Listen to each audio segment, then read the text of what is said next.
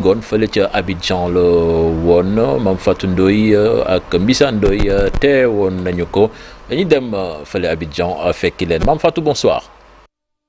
Oui, cher Tidiane, bonsoir, ravi de te retrouver depuis Yamoussoukro. Bon, bien sûr, hein, le réveil, je pense comme pour tous les Sénégalais, a été assez difficile, une défaite difficile à digérer. Bon, derrière moi, en fait, il y a l'hôtel, donc le président, l'hôtel où résidait pendant tout ce temps l'équipe nationale du Sénégal. Mais cette équipe nationale s'envole ce soir direction le Sénégal. Donc après, voilà, l'élimination en huitième de finale, les Lions, en tout cas la délégation fédérale, la délégation ministérielle, accompagnée de quelques joueurs, vont donc rentrer via vol spécial au Sénégal.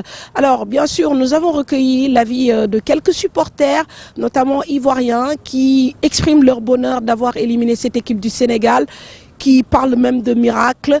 On les écoute avant de revenir sur ce plateau. Bon, ce qui m'a impressionné, c'est qu'il y a eu vraiment un changement au niveau du jeu. Parce qu'avant, nos joueurs ne se donnaient pas. Mais hier, on a constaté quelque chose de grand dedans. Un changement, ils se sont donnés vraiment. Bien sûr que oui, il faut le dire sincèrement que ça a été vraiment une grande joie pour nous hier de constater un grand changement au niveau des Ivoiriens. On était vraiment perdus dans la nature, mais avec le match d'hier, vraiment, il faut le dire qu'on s'est retrouvés. Et avec ça, vraiment, on souhaite que la coupe reviendra en Côte d'Ivoire. Moi, c'est Trojani Nayam Sokro, je travaille à l'hôtel président. Nous sommes toujours avec les joueurs. Et il faut le dire, même étant avec eux, la Côte d'Ivoire en tant que pays organisateur, il faut que la coupe soit avec nous, reste à la maison.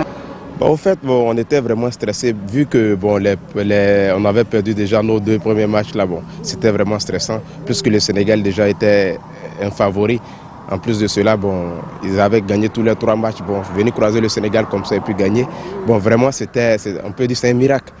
Voilà, c'est un miracle parce que là, on ne s'attendait pas à ça. Je veux parler, mais ma voix est partie. Hier, j'ai crié jusqu'à ce qui est sur moi. Tout ce que je peux dire, c'est que Sénégal, Côte d'Ivoire, c'est les mêmes pays de l'Afrique de l'Ouest. Hein.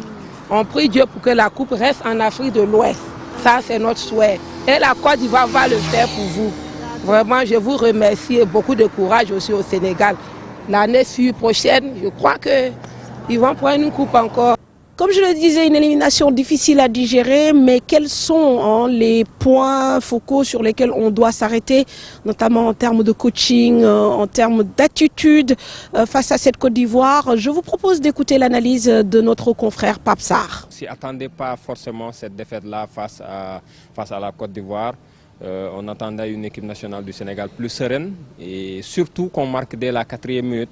Mais après, le Sénégal n'a plus joué. Le Sénégal a laissé l'initiative du jeu à la Côte d'Ivoire, qui a du talent, qui avait des difficultés certes en phase de groupe, mais qui a du talent, qui s'est réveillé, poussé par son public, qui a poussé le Sénégal à faire des erreurs. Et après, il y a eu ce penalty malheureusement pour eux. Ils l'ont inscrit. Après, c'était difficile pour le Sénégal de revenir. Il y a eu cette pression du public, cette pression de l'équipe. C'est une défaite qu'on doit s'imputer à nous-mêmes. L'effet de jeu, ça arrive dans tous les matchs. Mais moi je pense que nous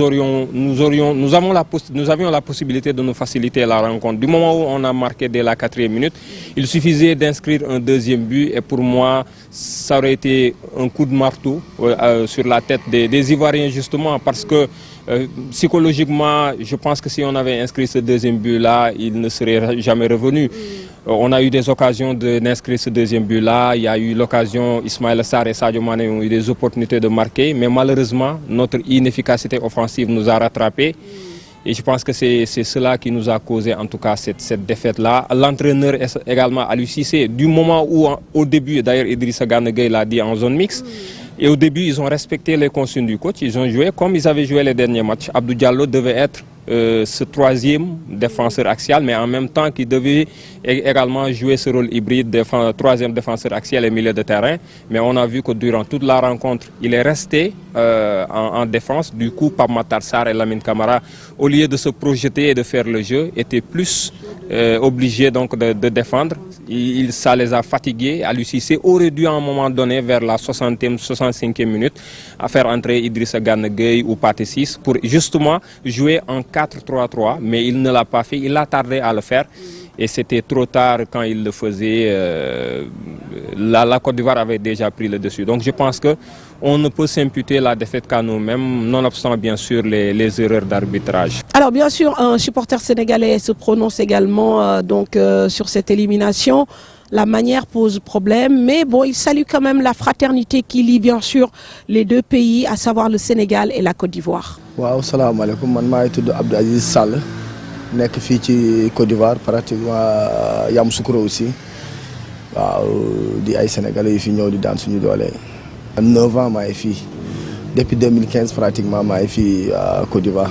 xanaa yeewaale naqar ak tiis rek ak wax dëgg yàlla am betteel sincèrement dire ndax li ñu wonoon ci ñetti match yi commencé vraiment amoon nañ confiance bu baax a baax ça veut dire que da lay won ni football amul logique. lu ma métti trop sincèrement dit mais métti na méttiwul aussi ndax sincèrement dit boo xoolee ni Côte d'Ivoire démb moom dañoo nekkoon ci seen bés boo xoolee ni ñu tegee pressing ak ni ñu nangoo militaire bi ci ñun nga xam ni carrément ils ont prêté vraiment ils ont allé chercher la victoire aussi.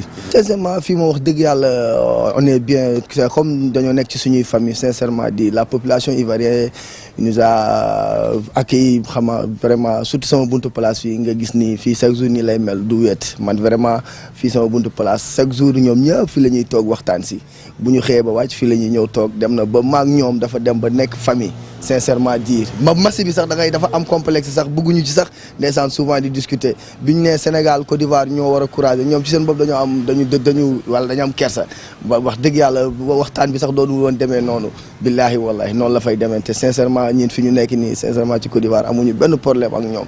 Effectivement, il ne restait qu'un seul match à jouer ici, donc c'était ce match entre le Sénégal et la Côte d'Ivoire. On va dire que c'est un clap de fin pour la CAN ici à Yamoussoukro. Les autres matchs vont se jouer entre Bouaké et Abidjan. Bon, ce clap de fin correspond aussi à l'élimination de l'équipe nationale du Sénégal qui malheureusement en tant que champion en titre ne réussira pas son back-to-back.